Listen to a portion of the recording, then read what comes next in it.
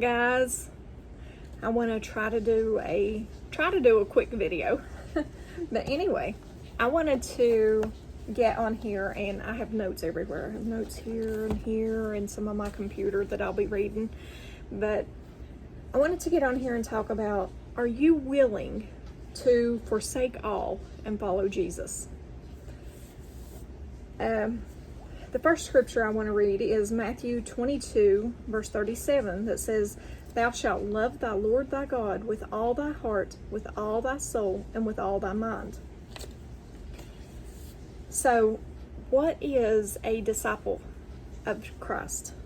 A disciple is a learner or a pupil, a follower or a student of a teacher.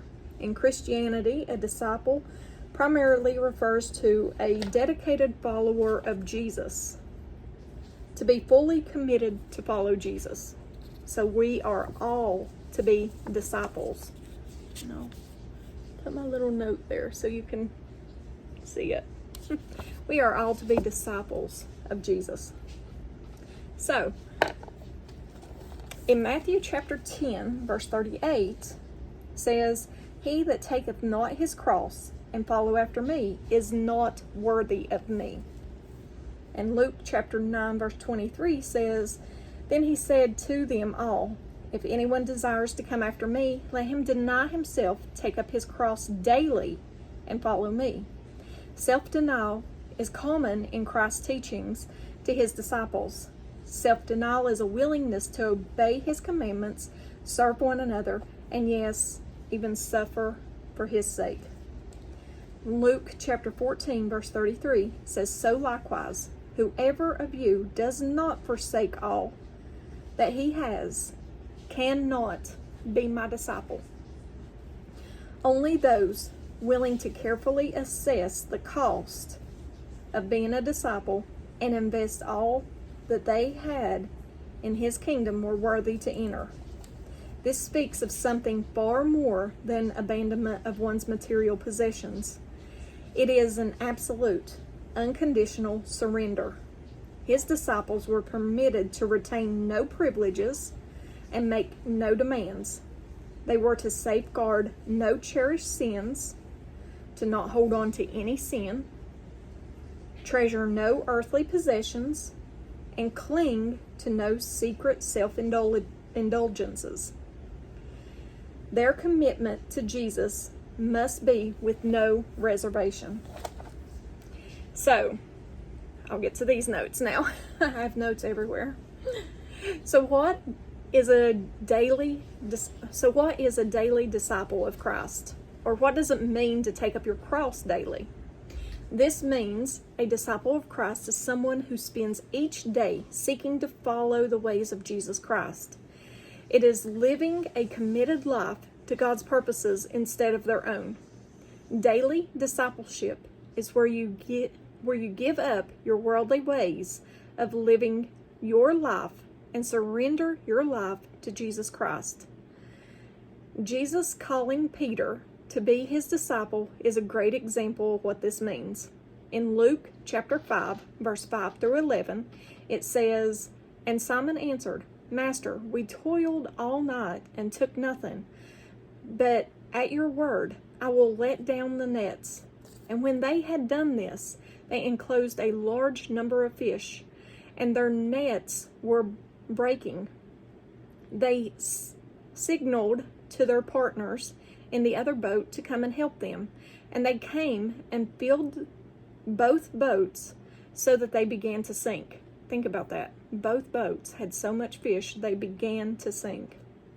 "But when Simon Peter saw it, he fell down at Jesus' knees, saying, 'Depart from me, for I am a sinful man, O Lord.' For he and all who were with him were astonished at the catch of fish that they had taken, and so also were James and John, son of Zebedee, who were partners with Simon. And Jesus said to Simon, 'Do not be afraid. From now on you will be catching men.' And when they had brought their boats to land, they left everything and followed him. At the beginning of chapter 5 in Luke, we read that Peter has been working endlessly all night fishing with no success. But then Jesus comes and performs a miracle. He tells Peter to cast his nets into the sea and he catches a miraculous amount of fish. Peter realizes Jesus is the Messiah. And then Jesus invites Peter to follow him. He calls Peter to be a fisher of men. What Peter gave up to follow Jesus was his job as a fisherman. Let's say you've worked a job all your life that has given just enough of what you needed to pay your bills, pay off debt, and provide what you need.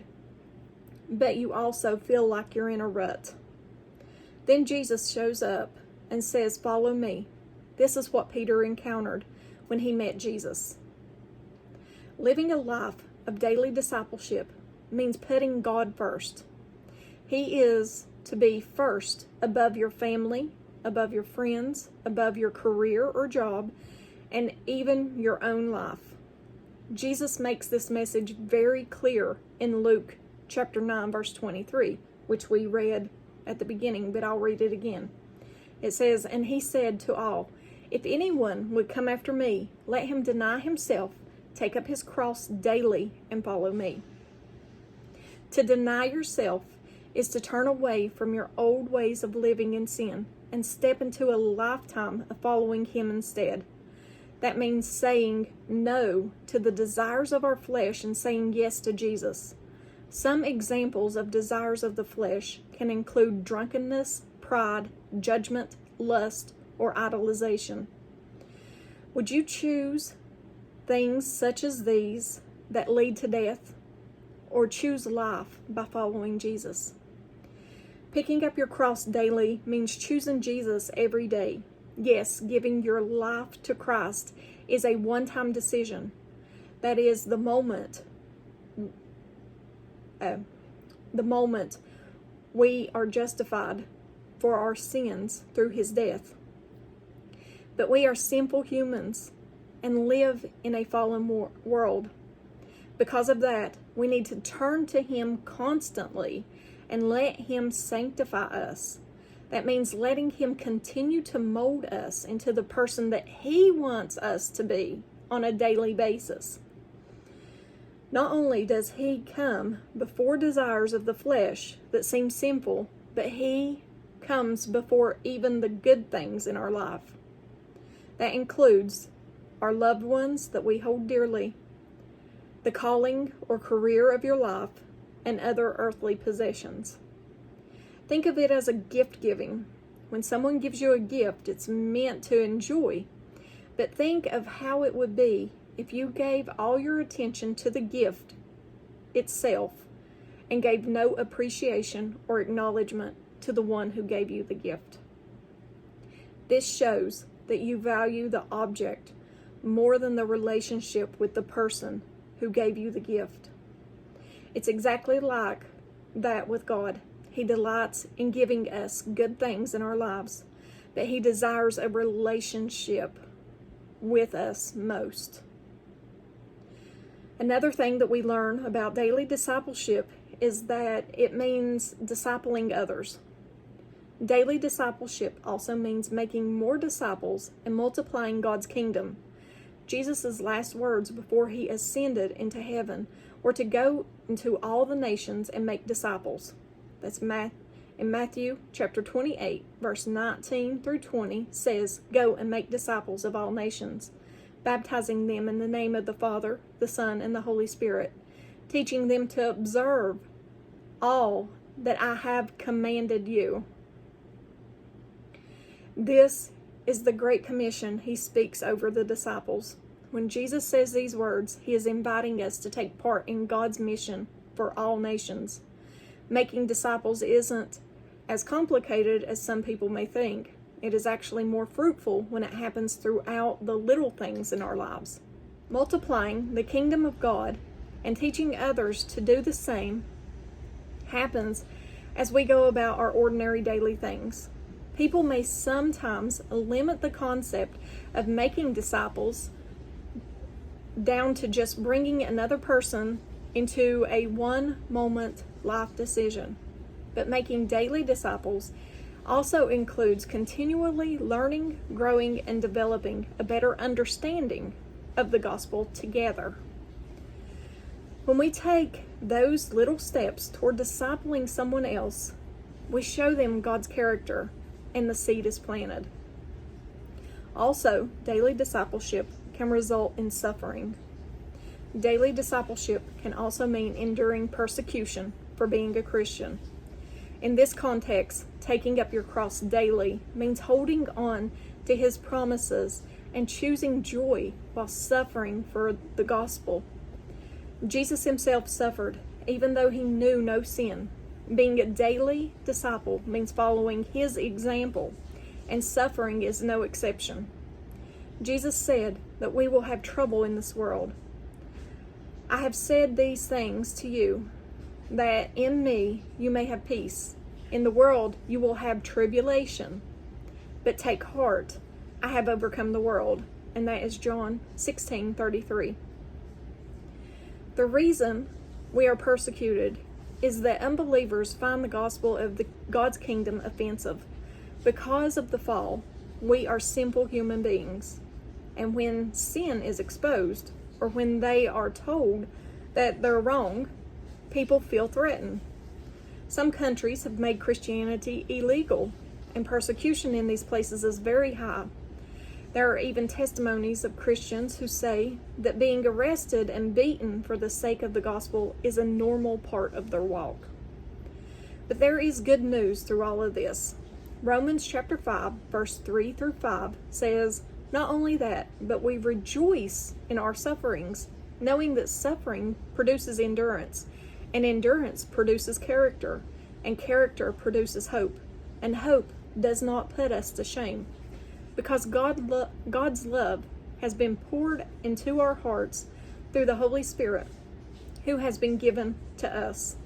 Jesus Himself suffered to the point of death, but He overcome death and now lives in His resurrected body.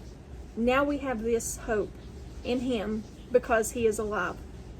Another fruit of enduring persecution is that the more we rely on the Lord, the more we draw closer to Him. There is no other place safer than in the Father's presence. God will protect our hearts and souls, and He works something beautiful as we pick up our cross daily. Let Him mold you through the suffering, and you will delight in the rewards in heaven.